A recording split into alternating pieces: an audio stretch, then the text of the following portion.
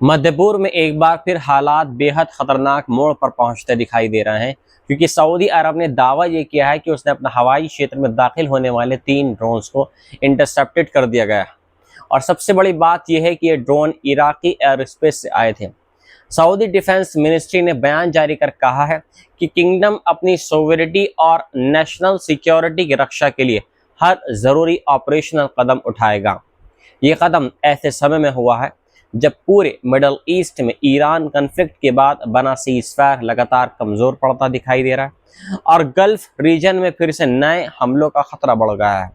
पिछले कुछ महीनों में ईरान और अमेरिका इजराइल अलायंस के बीच संघर्ष ने पूरे इलाके को तहस नहस कर दिया, अस्थिर बना दिया और अब सीज़फायर के बावजूद ड्रोन्स और मिसाइल इंसिडेंट्स रुक नहीं रहे। राइटर्स की रिपोर्ट के मुताबिक इराक से लॉन्च किए गए ड्रोन्स लगातार गल्फ देशों की तरफ भेजे जा रहे हैं, जिनमें सऊदी अरेबिया और कुवैत जैसे देश शामिल हैं। इससे ये डर और गहरा गया है कि कहीं पूरा गल्फ रीजन फिर से बड़े रीजनल वॉर में न फंस जाए। सऊदी अरेबिया की तरफ से आए इस बयान ने ग्लोबल ऑयल मार्केट्स और इंटरनेशनल शिपिंग रूट्स को लेकर भी चिंता बढ़ा दी है, क्योंकि गल्फ रीजन दुनिया की एनर्जी सप्लाई का सबसे महत्वपूर्ण केंद्र माना जाता है। अगर यहाँ कन्फ्लिक्ट बढ़ता है तो पूरी दुनिया में ऑयल प्राइसेस तेजी से बढ़ सकते हैं और ग्लोबल इकोनॉमिक पर इसका सीधा असर पड़ सकता है। दूसरी तरफ गजा में भी इजराइल और हमास के बीच संघर्ष लगातार जारी है। इजरायली एयर स्ट्राइक में कम से कम 8 फिलिस्तीनियंस की मौत की खबर सामने आई है। गजा हेल्थ ऑफिशियल्स के मुताबिक खान यूनुस में एक पुलिस पोस्ट के पास इजरायली स्ट्राइक में एक फिलिस्तीनी मारा गया है, जबकि एक दूसरा व्यक्ति टेंट इनकैंपमेंट पर हुए हमले में मारा गया है। इजरायली मिलिट्री का दावा है कि उसने एक ऐसे मिलिटेंट को निशाना बनाया जो उसकी फोर्सेस के लिए इमीडिएट थ्रेट था, खतरा था। लेकिन गजा में सिविलियन कैजुअलिटीज लगातार बढ़ रही हैं और ह्यूमैनिटेरियन सिचुएशन पहले से ज़्यादा ख़राब होती जा रही है। सेंट्रल गजा के दार अल बलाह इलाके में एक कम्युनिटी किचन के पास हुए इजरायली एयर स्ट्राइक में कम से कम 3 लोगों की मौत की खबर सामने आई है। ये वही जगह थी जहां ज़रूरतमंद लोगों के लिए खाना तैयार किया जा रहा था। इजरायली मिलिट्री ने दावा किया कि उसका निशाना हमास का एक कमांडर था जो एंटी टैंक मिसाइल्स डेवलप कर रहा था, लेकिन ग्राउंड रिपोर्ट्स के मुताबिक वहां मौजूद आम लोग भी थे।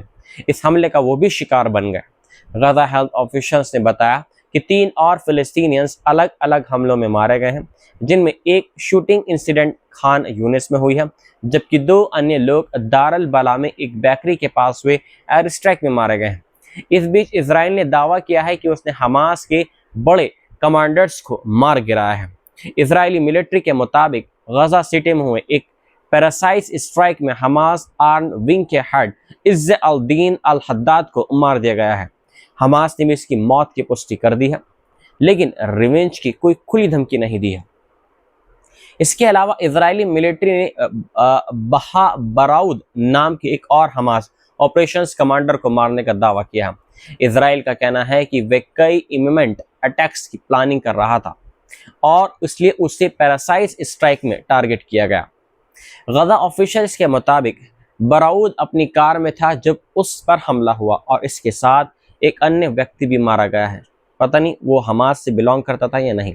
अब सबसे बड़ा सवाल ये उठ रहा है कि क्या गजा सीज़फायर टॉक्स पूरी तरह टूटने के कगार पर पहुंच चुकी है, क्योंकि इनडायरेक्ट नेगोशिएशंस लगातार डेडलॉक में फंसी हुई है। अमेरिका के राष्ट्रपति डोनाल्ड ट्रंप का पोस्ट वॉर गजा प्लान अभी पूरी किसी नतीजे पर नहीं पहुंच पाया है। शायद वो प्लान फेल होता दिख रहा है। इस प्लान के तहत हमास को डिसआर्म होना था और इजरायली ट्रूप्स को गजा से विड्रॉल करना था, लेकिन दोनों पक्ष अपनी अपनी शर्तों पर अड़े हुए हैं। आंकड़ों के मुताबिक अक्टूबर सीज़फायर के बाद से अब तक 870 फिलिस्तीनियन इजरायली एयर स्ट्राइक में मारे जा चुके हैं। हालांकि इन आंकड़ों में सिविलियंस और कॉम्बेटेंट्स को अलग अलग नहीं दिखाया गया है। वहीं दूसरी तरफ इसी अवधि में 4 इजरायली सोल्जर्स भी मिलिटेंट्स के हमलों में मारे गए हैं। हमास अपने फाइटर्स को कैजुअलिटी फिगर्स सार्वजनिक नहीं करता है। इसी दौरान एक और बड़ा जो पॉलिटिकल इशू सामने आया है, जो सीधे फुटबॉल वर्ल्ड कप से जुड़ा हुआ है, यानी ईरान से जुड़ा हुआ है।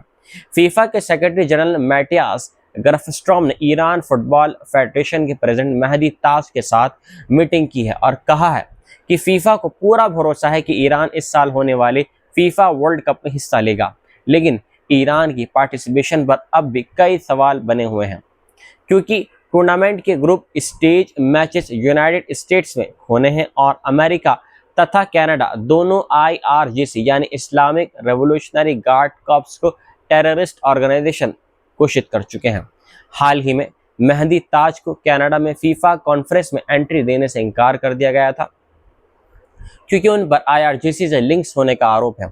इससे ईरान की वर्ल्ड कप पार्टिसिपेशन को लेकर अनसर्टेनिटी और ज़्यादा बढ़ गई है। हालांकि फीफा ऑफिशियल्स का कहना है कि उन्होंने ईरान के साथ कंस्ट्रक्टिव डिस्कशन की है और ऑपरेशनल इश्यूज पर सॉल्यूशंस देने की कोशिश की है। मेहंदी ताज ने भी राइटर्स से कहा है कि फीफा ने ईरान की सभी कंसर्न सुनी है और उन्हें पूरा भरोसा है और उम्मीद है कि ईरानी नेशनल टीम बिना किसी समस्या के वर्ल्ड कप में हिस्सा ले सकेगी। हालांकि अभी तक वीज़ा अरेंजमेंट्स और एंट्री परमिशंस को लेकर अभी भी ऑफिशियल क्लैरिटी सामने नहीं आ पाई है। ईरान ने पहले रिक्वेस्ट की थी कि उसके वर्ल्ड कप मैचेस मैक्सिको में शिफ्ट कर दिए जाएं, लेकिन फीफा प्रेसिडेंट गियानी इन्फेंटिनो ने साफ कर दिया है कि मैचेस उन्हीं वेन्यूज पर होंगे जो पहले से तयशुदा हैं। अब ईरानी टीम तेहरान से तुर्की ट्रेनिंग कैंप के लिए रवाना हो चुकी है और वहां पर ट्रेनिंग ले रही है और इसके बाद एरिजोना के टक्सन में अपने US बेस पहुंचेगी। ईरान का पहला वर्ल्ड कप मुकाबला न्यूजीलैंड के खिलाफ लॉस एंजलिस में 15 जून को होना तय माना जा रहा है, जबकि ग्रुप G में उसे बेल्जियम और इजिप्ट से भी खेलना है। लेकिन मिडल ईस्ट में बढ़ते युद्ध और पॉलिटिकल टेंशन्स के बीच अब ये सवाल भी उठने लगा है कि क्या खेल और राजनीति पूरी तरीके से अलग रह पाएंगे। एक तरफ गल्फ रीजन में ड्रोन्स गिराए जा रहे हैं, दूसरी तरफ गजा में बॉम्बिंग की जा रही है। इजराइल और हमास के बीच लड़ाई खत्म होने का नाम नहीं ले रही है और अमेरिका ईरान टेंशन्स लगातार बढ़ रही हैं। ऐसे माहौल में आने वाले हफ्ते मिडल ईस्ट ही नहीं बल्कि पूरी दुनिया के लिए बेहद निर्णायक साबित हो सकते हैं।